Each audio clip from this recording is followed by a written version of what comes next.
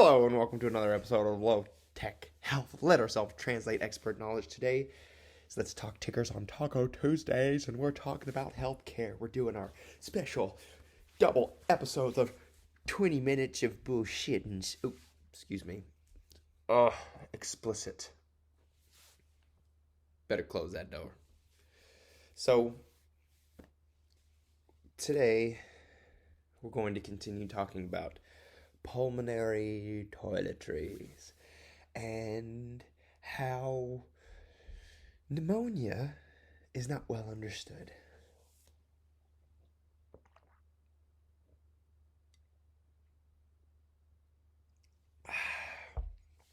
By the public. So we're going to start this 4P plan. It's going to be the public piss poor pulmonary toileting. The 4 P's and T program, where we get people back in the business of breathing deep and learning how to get their ticker perfused, because it comes back to perfusion. Oxygen is a vasoconstrictor. Oxygen helps the body stay alive. One of the main things. And it's not just getting it in fast, which is what we kind of do with the first part of giving you oxygen in the hospital. Oxygen is a medication. It causes vasoconstriction.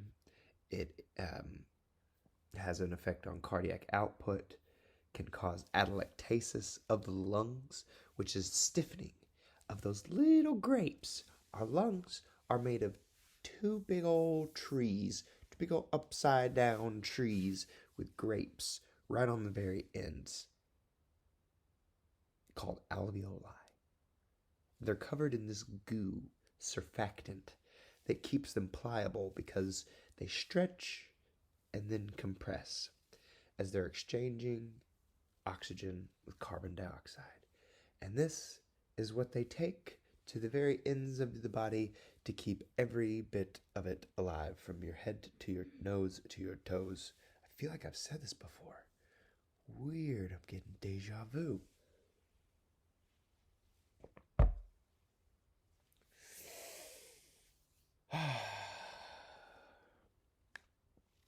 So, I'm going to give you oxygen. It's in a little bit of a river at first. Then the nasal cannula. 2 liters, 4 liters, 6 liters. We're starting to humidify it with water and get 10 liters, 12 liters. Looks like we're going to need to do a high flow nasal cannula, 10 liters, 12 liters. Above that, start using Vapotherm, hopefully OptiFlow, which you can put in.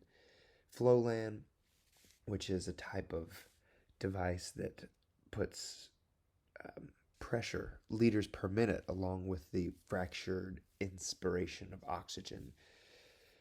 So you get high as, some go as high as 55 to 60 liters per minute, which is insane pressure, just shooting into your skull, and 100% oxygen. And this is causing your body to just clamp, very much clamp. And you're hoping that you perfuse, but it all depends on your breathing. Because again, this oxygen is being shot in you like a river at this administration, this style.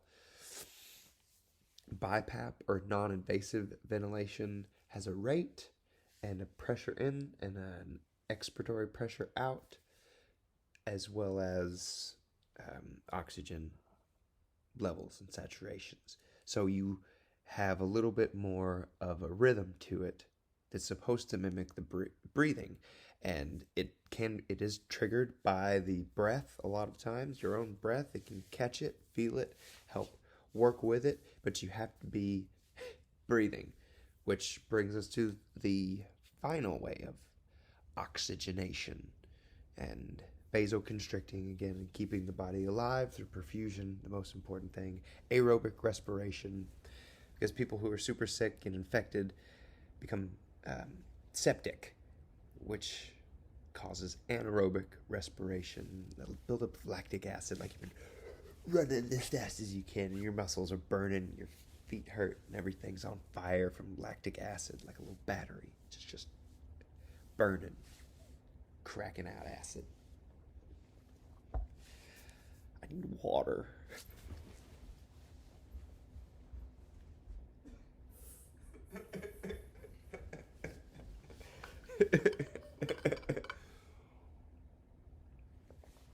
A match! So, we got ventilation. That's the final form of oxygenation to keep your body alive. A ventilator. What everybody's been talking about since COVID. We don't have enough ventilators. We do have enough ventilators. We don't know how to use the ventilators. We can combine the ventilators. Everybody is on a ventilator. You really don't want to be on a ventilator. You don't want to get to that point. It's very dire because it's like mouth to mouth. But again, it's not like the BiPAP, which is what, like over the mouth. Its big problem is gastric distension, not getting all the breath in, and if you're not breathing on your own. Endotracheal intubation goes into your mouth generally and down your throat to keep your lungs occluded by this little sac. Oh, I actually have one. I feel like I've done this once.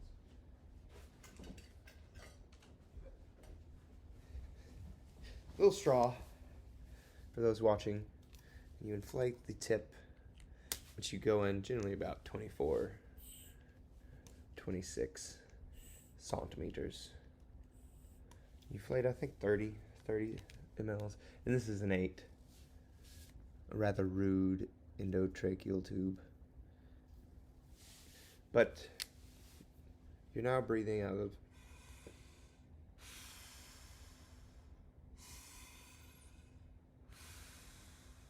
this snorkel, basically. And if you were asleep when we put it in, which hopefully you were out of by rapid sequence intubation, which is performed with sedation, paralytics, and then intubation, and generally more sedation started afterwards because you should wake up within about at least an hour. Like sometimes people can wake up 15, 30 minutes, but at least an hour with no sedation, you should be starting to wake. You should be starting to waking up now. When you don't, we start to really worry and start doing other consults to find out what's going on. Are you initiating breaths? We try if we have sedation on, minimal amount, we start turning it off. Because we want to achieve what's a RAS score of, which is a Richmond Agitation Sedation Score, to judge how well you're making eye contact.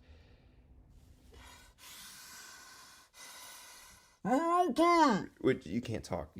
So don't try to. That is, oh man, it's so frustrating. And I wish y'all knew before you get intubated that you can't talk. You can't pass air over your larynx because it's lower than your larynx. Your trachea is lower than your larynx, so you can't pass air over it. It's occluded. If you keep trying to do it, you're going to just move this around and cause malacia, just shaking this in your throat until it loosens like a tooth, which it will. It'll start to loosen, and you can get it out. We tie your arms. I'm sorry, but you really don't want to just rip it out. You want to go about it the right way. Yeah, it's super hard because we say somebody isn't following commands. They're not, they're too agitated. We can't extubate them. Like, well, it's really hard to just be cool with this.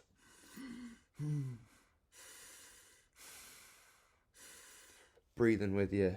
It's I don't know. I've never done it. Maybe it is super chill, but I don't think so. Because it's occluding your throat. You feel like you're being Darth Vader choked from the inside. To cap that off, for perfusion and oxygenation, you really don't want to be ventilated. You want to practice sexy pulmonary toileting. You want to take deep breaths instead of just tidling on a regular basis, which you can do right now. You can take deep breaths because we generally just shallow breathe, especially when we're tired or hungry or stressed. And especially when we're stressed, we hold our breath. When we're concentrating on things, we hold our breath. But you got to get your diaphragm involved, which is this big old muscle just at the bottom of your rib cage that pushes all your guts down, making space for your lungs.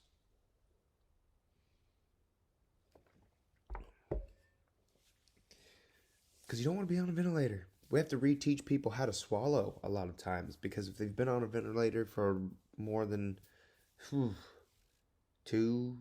weeks, 2-3 weeks.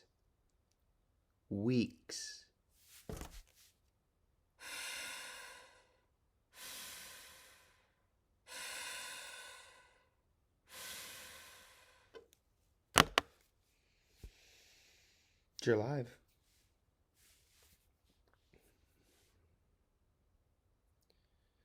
Yeah, shit. Where's that going? Healthcare is wicked.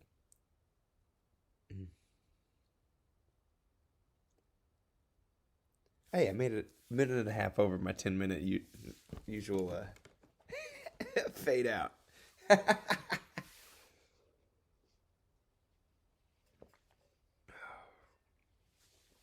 So yeah, I have to reteach people how to swallow. It's like a baby. Breathing, swallowing, separate. It's important. Breathing, swallowing, separate, go. Breathing, swallowing, separate, go. So in order to do that, teach them how to cough, clear their throat. Really, you don't want to scratch right here. We have devices.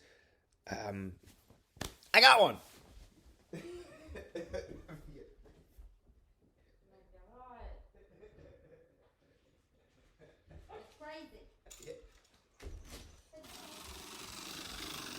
It's like a duck call, and what it does is helps oscillate your chest. It's a positive oscillatory pressure device, a papada, or a pickle, or a picadiddle, or a padiddle, or an acapella, or yeah, I think those are most of the names. And that helps you pulmonary toilet. This is part of pulmonary toileting. There's another device called the incentive spirometer that I got really into yesterday, where you suck instead of blow, which everybody wants to blow as soon as they put the incentive spirometer to their mouth. So I wish I'd get them this, but these are kind of hard to come by.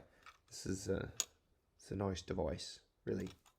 It's a PEP, positive expiratory pressure, or something like that. I like to throw in the word oscillatory. I don't wonder if it's oscillating, really, because isn't oscillating where the fan goes like that? Yeah, it's oscillating. Sure. Yeah. Do all this. Avoid the ventilator. If you're on a ventilator for 2 to 3 weeks, I don't know what the statistics are, but it's a problem. It's going to be a problem for at least, I feel like, 6 months, a year. Because at 2 weeks, we really start talking about popping a little hole right there. Because we're not, again, ventilating as well as we could. We're starting to have tracheal malacia, which is a little softening of this tissue. Because this, I could try to pop it. I wonder how much it would take. This thing continues to need pressure. You have what's called a cuff leak from you wanting to pass air over it, or try to talk, or cough, or rip it out, or move constantly. So, yeah, let me do this. Oh my God. Come on, be a good host. Pop the tube. Okay. It's kind of hard to do this. But yeah, this is some respiratory therapists have told me there's been as much as 60 mLs, which is like twice what this is supposed to be able to hold. So, all right, get it right on camera. There we go. That's 10. There we go. Continue. That's about 20. Oh, Even if it's lubed up, folks, it's not going to look good. We try to we try to go down here and clean. We try to clean down here with big long Mr. Thirsty. It's very difficult to get all the way down. And we use little loopy ones that are much more pliable. Little 14-inch suction catheters to try to get all the way down in the corner pocket. And you know what? It's very difficult to get all the way down here. And this is 30. Remember, we must continue. We have a job to do. Yes. I hope you're wearing your safety goggles there at home. 50. I'm getting scared. I wonder if it doesn't even pop. It just stops inflating. 60? 70? I swear I can count. 80? Oh dear. 90? Oh dear. 100? Is that what 100 looks like? Oh my god, I can't do it.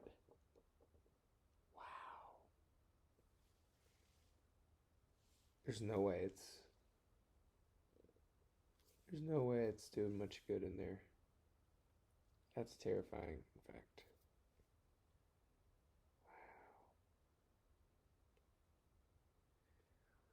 But there are parameters to being able to be trached.